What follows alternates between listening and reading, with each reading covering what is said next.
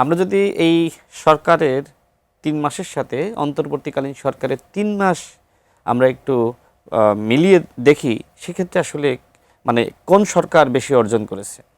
আমরা অন্তর্বর্তীকালীন সরকারের শুরুর ৩ মাসে দেখেছি বিভিন্ন জায়গায় ভাঙচুর, মব, এমনকি মামলা বাণিজ্য, চাঁদাবাজি, তদবির বাণিজ্য, ডিসি নিয়োগের কেলেঙ্কারি, বন্দর কেলেঙ্কারি এবং এই কেলেঙ্কারিগুলোর সাথে যাদের নাম জড়িয়েছিল সেটা অত্যন্ত দুঃখজনক। আপনি নিশ্চয়ই জানেন যে সার্জিস আলম সাহেব তার একটা বক্তব্যে বলছিলেন যে ওই সময় আমরা এতটাই স্বাধীনতা ভোগ করেছি যে আমরা কখনো সচিবের রুমে ঢুকে গিয়েছি, অনুমতি লাগে নাই, প্রধান উপদেষ্টার বেডরুমে ঢুকে গিয়েছি, অনুমতি লাগে নাই।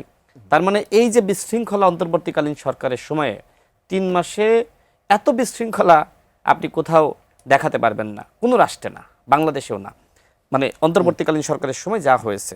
এখন ওই ৩ মাসের কথা আমি কেন বললাম, কারণ নুসরাত যেভাবে কথা বললেন এটা গঠনমূলক সমালোচনা, প্রশংসা, পরামর্শ, পাশাপাশি সরকারের যে ভালো কাজ সেগুলো তিনি তুলে ধরলেন।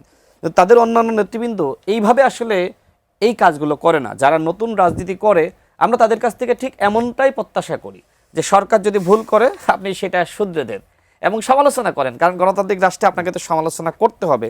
যে সমালোচনা না করে আপনি প্রতিনিয়ত হুমকি দিচ্ছেন, গণ অভ্যুত্থানের হুমকি। মানে গণ অভ্যুত্থান এমন সস্তা এবং পাঞ্চের জিনিস বানিয়েছে যে এইটা মনে হয় যে প্রত্যেক দিন ঘটানো যায়। এবং এটা তো দেখছি তাদের মানে সাথে যারা আছে, নাসিরউদ্দিন পাটোয়ারি, হাসনাত আবদুল্লাহ প্রতিদিন গণ অভ্যুত্থানের হুমকি দিচ্ছে। মানে মনে হচ্ছে এমন অবস্থা যে গণ অভ্যুত্থান মনে হয় কয়েকজন ডাকলে হয়ে যায়, এইটা খুব সহজ জিনিস। তো যাই হোক, নুসরাতের কথা আমার খুব ভালো লাগলো। দেখেন এই সরকার যে উদ্যোগগুলো নিয়েছে এটা জনবান্ধব উদ্যোগ, এবং এই যে মানুষের সামাজিক নিরাপত্তামূলক কর্মসূচি, ফ্যামিলি কার্ড, কৃষি কার্ড, কৃষকদের ঋণ মওকুফ, এছাড়া আমাদের মাননীয় প্রধানমন্ত্রী, আপনি কি কল্পনা করতে পারেন যে বাংলাদেশে একজন প্রধানমন্ত্রী হবেন যিনি এইভাবে প্রটোকল ছাড়া জনগণের সাথেই জেমে চড়ে যাবেন? এটা কি কল্পনায় ছিল? আমরা কখনো ভেবেছি? তিনি সেই কাজটা করেছেন। এছাড়া দেখেন খাল খনন, নদী খনন, বিল খনন কর্মসূচি, এগুলো তিনি এই পরিবেশের ভারসাম্য রক্ষার জন্য এই উদ্যোগগুলো তিনি নিয়েছেন। তার প্রটোকল তিনি কমিয়ে এনেছেন, নিশ্চয়ই আপনি জানেন। এছাড়া যে সময় তিনি বিদেশে যাত্রা করবেন এবং ফেরার সময় মাত্র 4 জন। অর্থাৎ আপনি একজন সাধারণ মানুষ হিসেবে যা যা কল্পনা করেন এবং একটি সরকার প্রধানের কাছ থেকে এবং সরকারের মন্ত্রীদের কাছ থেকে যে ধরনের জনবান্ধব উদ্যোগ আপনি প্রত্যাশা করেন, ঠিক সেই কাজগুলো করার চেষ্টা করছেন আমাদের মাননীয় প্রধানমন্ত্রী। সময় দিতে হবে। কারণটা কি? কারণ ওই যে 16 বছরে যেভাবে বাংলাদেশকে ধ্বংস করা হয়েছিল, অন্তর্বর্তীকালীন সরকার তারা আসলে ওই অর্থে পরিবর্তন করতে পারে নাই।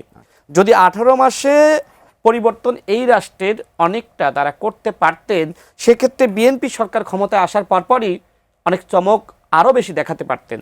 এখন এই ব্যর্থতা তো অন্তর্বর্তীকালীন সরকারকে নিতে হবে।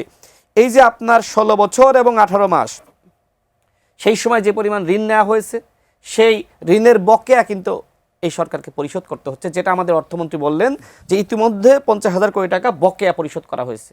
তাহলে কি করবে সরকার? সরকারকে চাইলেই কি 1 বছরের মধ্যে মানে আমাদের অর্থনৈতিক অবস্থা খুব ভালো করতে পারবে?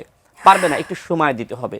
এই জন্য আমি বলছি যে আমাদের অপোজিশনে যারা আছে তাদেরকে দেশ পুনর্গঠনে অবশ্যই সহযোগিতা করতে হবে।